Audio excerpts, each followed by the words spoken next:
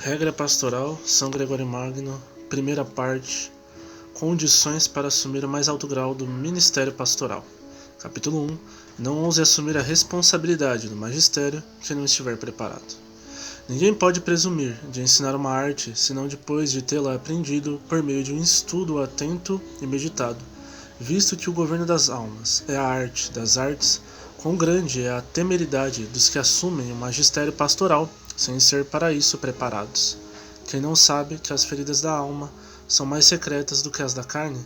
Todavia, acontece frequentemente que alguns que, não conhecendo os ensinamentos do Espírito, não temem de professar-se médicos da alma, enquanto ignora das virtudes terapêuticas dos remédios, se envergonharia de se apresentar como médico do corpo. Mas, pois que, por vontade de Deus, agora os grandes deste mundo se inclinam com reverência diante da religião, não são poucos aqueles que, dentro da igreja, aspiram à glória das honrarias com o pretexto do ministério pastoral. Aspiram ser considerados mestres, anelam sobressair sobre os outros e, como afirma a verdade, buscam os primeiros lugares nos banquetes e os primeiros assentos nas assembleias. À medida que estes chegarem, somente por orgulho, ao magistério da humildade, nessa mesma medida serão incapazes de desempenhar dignamente o ministério da cura pastoral que desejam assumir. No exercício do magistério, até mesmo a língua se confunde quando se ensina alguma coisa diversamente do que se aprendeu. Contra estes, o Senhor se lamenta, dizendo por meio do profeta: eles reinaram, mas eu não os havia encarregado. Se elevaram como príncipes, mas eu os ignorei.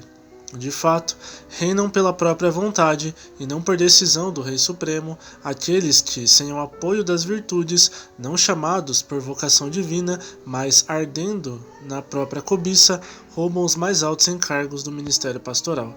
Todavia, o juiz das consciências, enquanto os eleva, não os reconhece. Ele os tolera, deixando-os agir, mas por um juízo de desaprovação, certamente os ignora. Por isso, aqueles a que ele acorrem, mesmo depois de ter realizado milagres, ele diz: afastai-vos de mim, operadores de iniquidades, eu não vos conheço.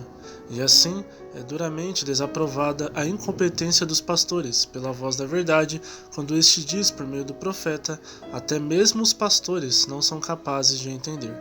O Senhor ainda os rejeita, dizendo: nem mesmo os doutores da lei me reconheceram. Portanto, a verdade se lamenta de não ser por eles conhecida, e proclamada não reconhecer o primado de quem não a conhece, visto que é certo que quem não conhece as coisas do Senhor é por ele ignorado. Paulo testemunha: se alguém ignora, será ignorado. Com frequência, porém, há uma correspondência entre a incompetência dos pastores e o que merecem os seus fiéis. Se os pastores de fato carecem da luz do conhecimento por sua própria culpa, acontece, em consequência de um rigoroso julgamento, que a sua ignorância se transforma em ocasião de tropeço para aqueles que o seguem. Por isso, a própria verdade diz no Evangelho: se um cego guia outro cego, os dois cairão no buraco. Também o salmista, não com o ânimo de quem o deseja, mas no exercício do seu ministério profético, declara: que seus olhos fiquem turvos e não enxerguem, que suas costas fraquejem sempre. Olhos são claramente aqueles que, colocados diante de todos no mais alto grau de dignidade, assumiram o ministério de ser guias no caminho, enquanto aqueles que, seguindo-os, a eles aderem, são chamados costas. Portanto, se os olhos se obscurecem, as costas se encurvam. Assim, quando aqueles que guiam perdem a luz da ciência, aqueles que os seguem se curvam, inevitavelmente, sob o peso dos seus pecados.